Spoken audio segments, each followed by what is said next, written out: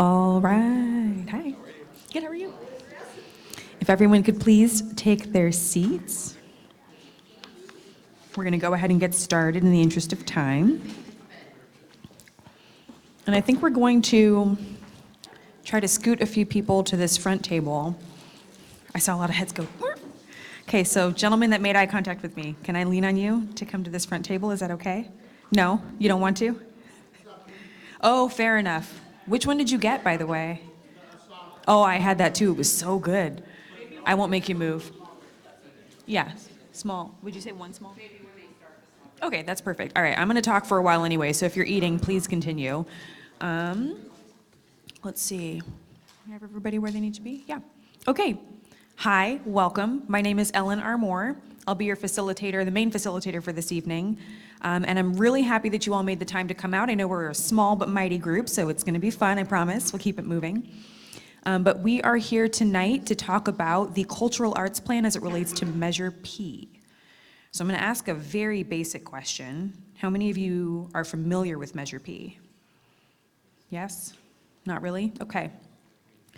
So Measure P, I'm going to give you really brief cliff notes about Measure P. That way you kind of understand why we're doing this and what the process looks like.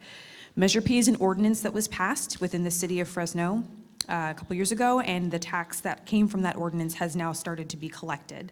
The measure is kind of lovingly known as Measure P for parks, but there's also an arts component to it.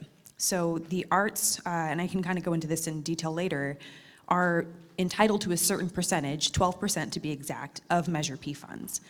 In order to spend those funds, we have to have a cultural arts plan that's required by the ordinance. The cultural arts plan has to be created with community input. So that's a super Cliff Notes version of why we're here. So we're getting some of the community input via this meeting. We've had, I think, 3 prior in-person meetings. There's another one next week for youth, 4 prior. Yeah, this is the 5th one. We have 2 virtual meetings. One took place yesterday, one's taking place next week. So lots of different opportunities for community input in an in-person or meeting session, in addition to some other methods that I'll get into later as well. So that's Measure P in a very small nutshell, okay? So that's why we're here. Before we get into everything, we've got a lot of people in the room that are part of the team that's kind of making this happen. So first and foremost, I want to recognize City of Fresno. So if you're a City of Fresno employee, volunteer, please raise your hand so folks kind of know who you are. Yay, thank you. We also had, in previous meetings, just kind of to give you a sense of who helped make this possible, members of a consultant group called NCAP. So they are the Network for Cultural and Arts Planning. They were a consultant group that was selected by the City of Fresno to help us create the cultural arts plan. So that consists of people that are not in this room but who have been at other meetings, and they were very helpful in kind of getting us going in the process. And they're from all over the United States. The cool part about them is that we get all of their cool experience of doing plans in Brooklyn and other parts of the country that have cultural arts plans, so they know what it looks like. They know how to kind of get this engagement, so that's part of our team as well. And we also have some small group facilitators with us that are going to help all of you, our guests, kind of work through the exercises this evening. So if you are a small group facilitator, will you just raise your hand, please? Yay. So those people are going to come around and talk to you. We want them to talk to you. Please talk back. It'll be fun. All right, so a couple things. Did you all sign in? Yes, I see all the name tags. Awesome. Everybody's got food, most importantly. Okay. Get more if you want, because asada is really good, but I hear there's chicken, so, All right, if you have questions or other things that you want to have covered, let's say we're going through this process and something comes to mind that doesn't actually have maybe anything to do with Measure P, or you go home tonight and you think of something that you wish you would have asked or wish you would have brought up, this is the email address to send it. So you can write it down now, or it will be on the very last slide at the end of our presentation and at the end of our session. And you can feel free to send information, ideas, questions, anything like that, because oftentimes we think of things in the car or as we're making our coffee in the morning. We want to make sure that we capture all those ideas. In case anybody needs an interpreter, we have them in Spanish, Hmong, and Punjabi in the room this evening. So if you find yourself in need, please raise your hand, and one of our facilitators will make sure that that help comes your way. We're very well equipped for that. And let's see. Got the food and drink? Okay, so the crux of the evening here. So why are we here? We covered this just a moment ago in a little bit of detail. We have two main reasons. We're going to be introducing the cultural arts planning process. As I said, that's part of the requirement in order to spend the Measure P funds both on parks and arts. And then also to hear from you about what you think is important for culture and arts in the Fresno area. So that's the most important part, is hearing from each of you. So a cultural arts plan, just generally speaking, is a guiding document that the city will use to determine exactly how the funds from Measure P are spent. So that's important because we want to make sure that the money is getting spent the way that the community has determined. We want to make sure that it's something where when we point to things, we say, hey, that was Measure P, people say, yes, that is exactly what we were looking for, or that's going to be a benefit to the community. So this evening, we are trying to gather some of the cultural, demographic, and geographic ideas from each of you to make sure that that encompasses everything once the cultural arts plan is decided. Now, nearly every metropolitan city in the United States has some form of a cultural arts plan. And just to put things in perspective, Fresno has over 500,000 residents, which makes us the 5th largest city in the state of California. But think about how big California is. So I actually looked this up just to make sure. Fresno is the 34th largest city in the United States. That's a big deal. When you have tens of thousands of cities across the nation, being 34th is not a small thing. So we really deserve having a really robust, community-centered cultural arts plan. So it matters a lot. I'm really happy you're here. Small but mighty, okay? So I think we already kind of talked about why. Can I take this? I'm gonna take this off. Delicately. No, I will not. I'm gonna leave it delicately. Okay, so we did talk about the 12%. That is exactly for the arts. The rest of it, we can read online somewhere if you really are interested in kind of the nitty-gritty about Measure P. I will not bore you with that this evening. Thank you. I don't want to break it. Yes. He's brave. Thank you. Okay, so we have 12% that's going to be made available specifically for culture and arts. And then we just want to make sure that we get your feedback. So your feedback is important. This is the full range of activities that take place in order to develop a cultural arts plan. So we had a survey that was open for the better part of 3 to 4 weeks. It closed on October 21st, and we had a really excellent response rate. We needed maybe 1,000. We got 4,000 plus responses, which is really, really phenomenal. And that came from all over the city. All different types of people responded to that survey.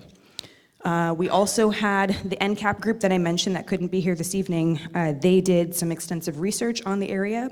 So there are lots of benefits to having a group that is not necessarily from Fresno. They have outside perspective. They've seen other things. They see things that are possible that maybe we haven't thought of. But it is also equally important for them to understand who we are as a community. So they've spent a lot of time having some one-on-one conversations, doing their own research. They've done focus interviews with local artists and cultural practitioners. I was actually one of the people that they interviewed, and their questions were really thoughtful, so I appreciated that, so I can kind of speak to that firsthand. And then, of course, they've talked with some of our council districts, which is also important because the government aspect of this cannot be ignored. There's going to be a lot of logistical things that need input, so they talked to those folks as well. And then, of course, our community meetings. So 5 in person, this being number 5.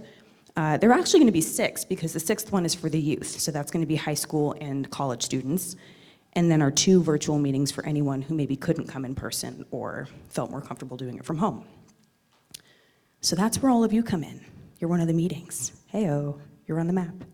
So the whole process is meant to collect very different types of information, both qualitative, which is kind of the untouchable, how people feel about things, and then the quantitative by the numbers. So that's why they do different versions of research to make sure they're kind of capturing a very round, big picture. Does that make sense, more or less? Yes? A question. You said 12%. 12% of how much? What? What is the 12% that you're looking to spend in the community? What does that equal in dollars? Well, I actually can't answer that question today because it grows every day. It is a tax, so what we can do... Oh, sure. Well, since this is the first fiscal year that has been collected, we don't have a number to compare it against, but we are in the millions of dollars range, just to put it in perspective. That's a good question.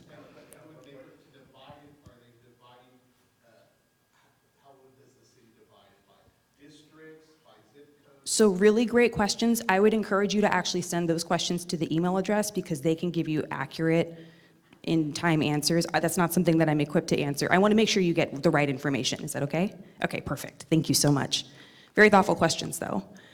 Okay, so how can you help? We're going to do 2 activities this evening. Part 1 is going to be a brainstorming activity that you're going to do in small groups. We're just going to take the S off and say small group because there are 6 of us. Yay! So we're going to do the small group, and then your small group facilitators will help you through that process, and I'll kind of walk through and answer any questions and help you kind of think through the questions. And then part 2, well, actually, we're going to ask a bunch of questions, but I'll get into that in a minute so I don't repeat myself. Part 2, we're going to take what we did in part 1 and collect some themes. And that's kind of what helps our cultural arts plan consultants distill down what it is we all feel is important and should be included in the plan. I promise it'll make more sense when we get there. Okay, so we're gonna get started. Before we do anything, and you don't have to move or do anything yet, these are the 3/4 questions we're going to be asking. And I'm gonna kind of walk you through it time-wise so you don't have to feel like you need to do it all at once. We're gonna go color by color. Each color corresponds to a different question. So the first question is in blue. What have you done, where have you been, and what do you like to do related to arts and culture in Fresno? Okay, in Fresno. The second question, kind of 2 parts, on the green, same question, but what do you like to do, where have you been, what do you enjoy for arts and cultures outside of Fresno? And that matters because sometimes you go away for a weekend or a day and you do something, you're like, man, that was super cool, I wish I had that at home.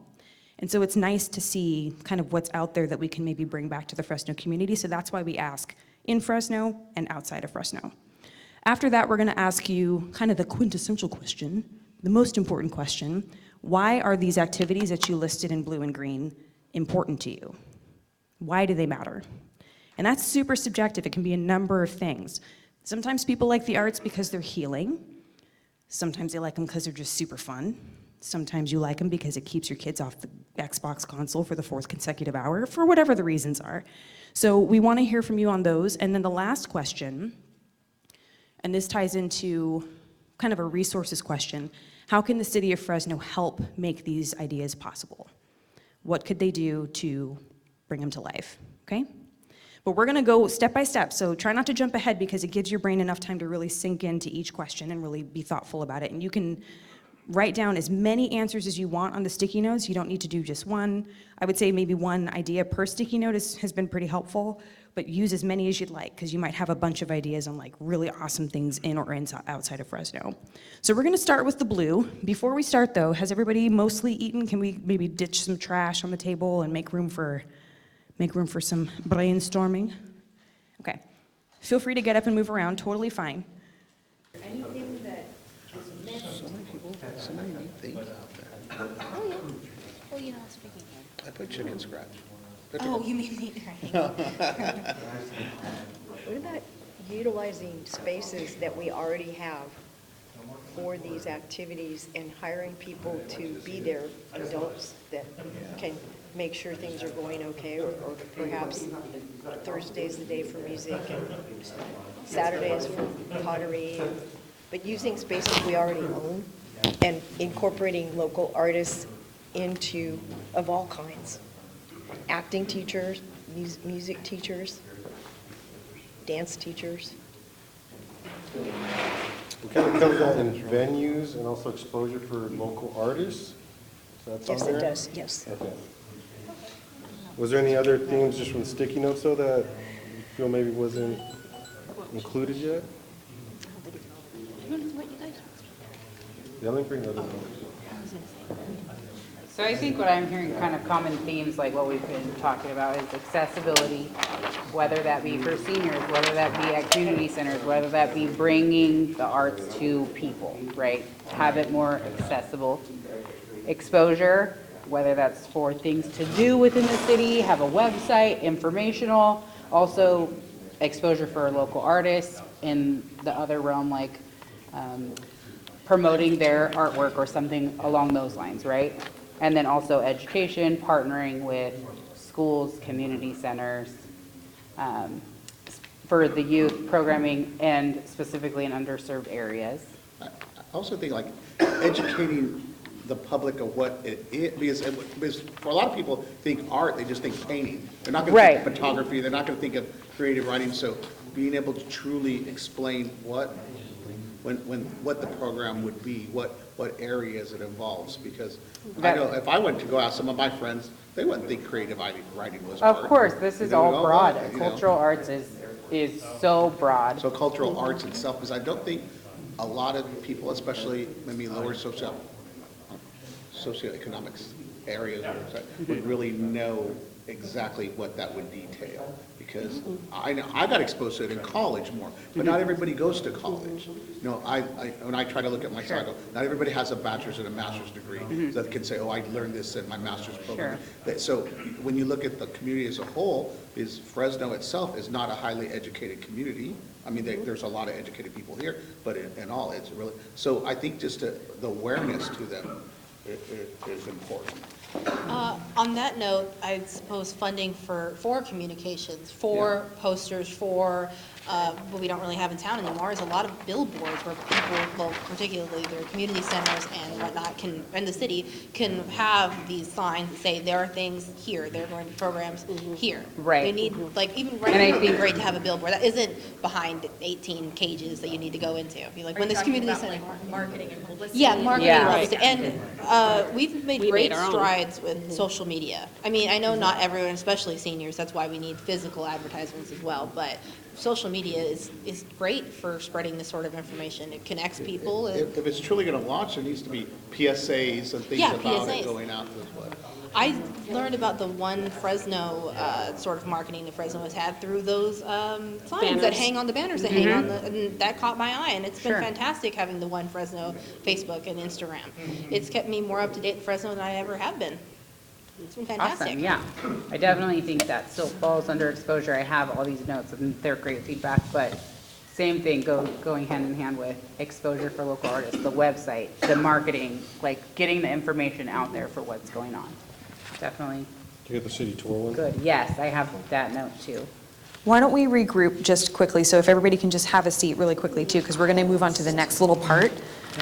But I just want to make sure that all of these get captured for the recording too. So I'm going to reread these. It's going to sound a little bit redundant, but the themes that you guys have all captured today are venues/new infrastructure and spaces to learn art and do different forms of art and cultural practices, partnering with school districts, community centers for youth programming, particularly in underserved areas, community beautification, that can be murals, that can be a number of different things, grants for artists to lead community projects and exposure for local artists, which is great, a city tour to showcase the different art in the community, that's excellent, particularly, I think the commentary around that was something about tourists who come to Yosemite, but maybe they don't know what else is going on, yeah. And then accessibility for art programs for all, particularly intergenerational. Okay, awesome. Really awesome work. So what's going to happen with all of this information, just to make it super clear, so we're going to be taking pictures of these and sending them off to our consultants. When they were here, thank you, I'm like getting real happy with the microphones. When they were here in the last couple of weeks, they took everything with them on their way out, which is great because they're going to take a lot of time going through every single one of the sticky notes that you guys wrote, which is super fun for them. And then also collecting all the different themes. When I say groups, we've had, of course, this is meeting 5 of 6. So they've taken everything from every meeting and they're going through all of that to kind of understand big picture what it is our community is saying. So they're going to take all of that and they're going to create a draft of the cultural arts plan. And what's really cool, so I'm going to share this timeline with you so that you understand kind of the next steps. So we're here, obviously we're in November. So don't say it twice because it's scary, but we're in November. So we're at the listening to the community phase, which is going to continue throughout the process, but particularly now with these meetings. November, December, they're going to analyze all the community feedback. So everything I just said about combing through the sticky notes, combing through the themes, that's kind of their analysis portion. And then January, March, that's the first quarter of 2023, they are going to develop a draft of the plan based on all of those elements that I listed before we got started. So the survey, the community engagement meetings, yada, yada, yada, all the different interviews and conversations that they've had, in addition to their research. And then where we come back in and where I want you all to keep an ear out is in March and April, there will be a 20-day public comment period on the draft plan. So you'll get to see it and have 20 days to look it over, chew on it, think about it, and there will be an opportunity for you to have public comment. So that's kind of the next stage where you might also consider being involved and encouraging others to be involved. And then by May of 2023, this is all estimated, if everything goes well, we'll have an adopted cultural arts plan, after which time the rest of the process can continue, which is separate from this meeting, but that is the timeline.